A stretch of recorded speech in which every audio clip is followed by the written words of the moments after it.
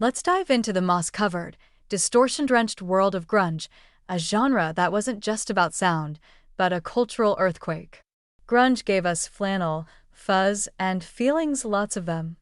The best grunge artists didn't just define a sound, they defined an era. 10. Mudhoney. Mudhoney was never as commercially big as their peers, but they were grunge before grunge had a name.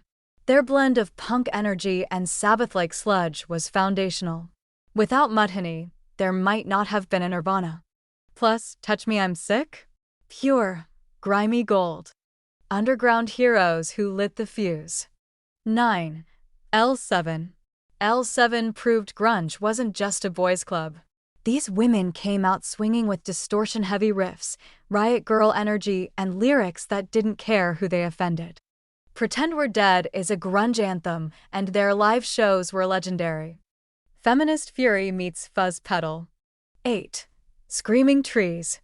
Screaming Trees blended psychedelia with heavy grunge riffs, giving the genre a slightly more melodic, spaced-out feel. Mark Lanigan's deep, smoky voice added a haunting edge that set them apart. Nearly Lost You still hits like a melancholy freight train. Grunge's brooding mystics. 7. Temple of the Dog. A one-off project? Yes, but what a one-off. This tribute band to Mother Love Bones Andrew would brought together Chris Cornell and Eddie Vedder before Pearl Jam exploded. Hunger Strike is one of the most haunting duets in rock history, a supergroup born from grief and greatness. 6. Mother Love Bone. Think of them as the bridge between glam rock and grunge. Andrew Wood's theatrical charisma met Seattle sludge in a way no one else tried. Their potential was cut short when Wood died just before their debut album's release, but that record still ripples through the genre. The spark that became a flame. 5. Bush. Yes, they were British outsiders in a Seattle-centric scene, but Bush channeled the grunge sound so well they sounded like they were from the rainy Northwest. Glycerin, Machine Head, and Come Down blended introspection with arena-sized choruses. The grunge band from across the pond that actually pulled it off. 4. Stone Temple Pilots. STP started as grunge outsiders. Critics labeled them copycats, but over time, they proved themselves with killer riffs, diverse albums, and Scott Weiland's chameleon-like vocals. From Plush to Interstate Love Song, they were way more than a Nirvana knockoff.